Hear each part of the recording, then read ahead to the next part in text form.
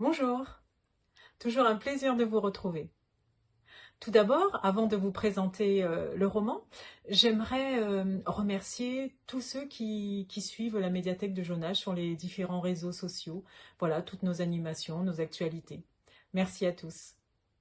Alors voilà, aujourd'hui, booktubeur, booktubeuse, je viens vous présenter un roman de Gilles Labier, Comment tu m'as fait mourir, aux éditions Slalom.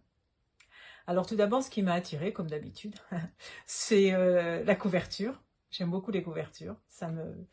J'ai une grande sensibilité pour les couvertures. Et surtout, une petite phrase sur la quatrième de couverture. Ça, c'est rare. Je lis rarement les quatrièmes de couverture. C'est pour ça, des fois, que je suis très déçue.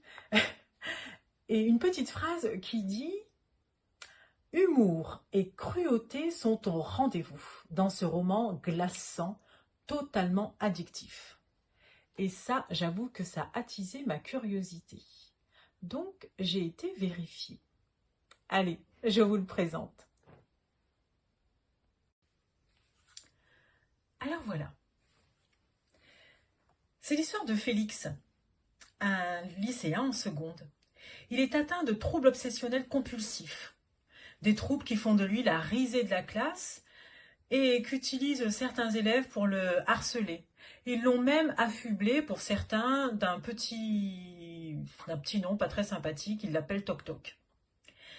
Alors c'est pour cette raison évidemment que Félix refuse de faire le voyage scolaire à Londres, une ville pourtant qu'il rêve de visiter.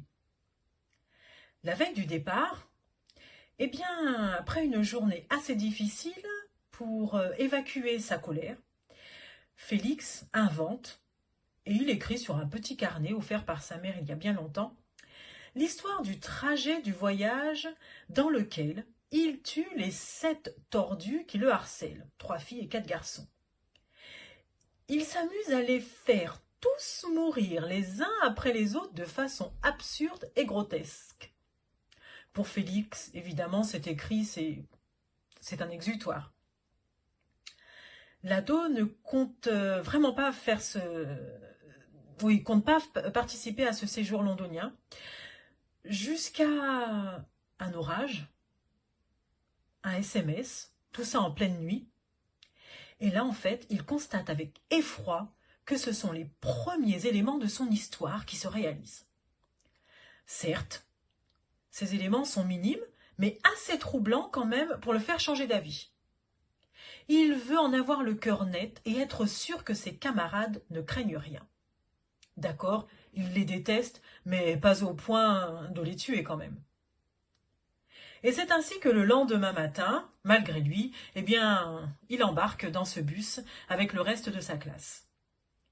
Jamais il n'aurait pu imaginer que son texte prendrait vie.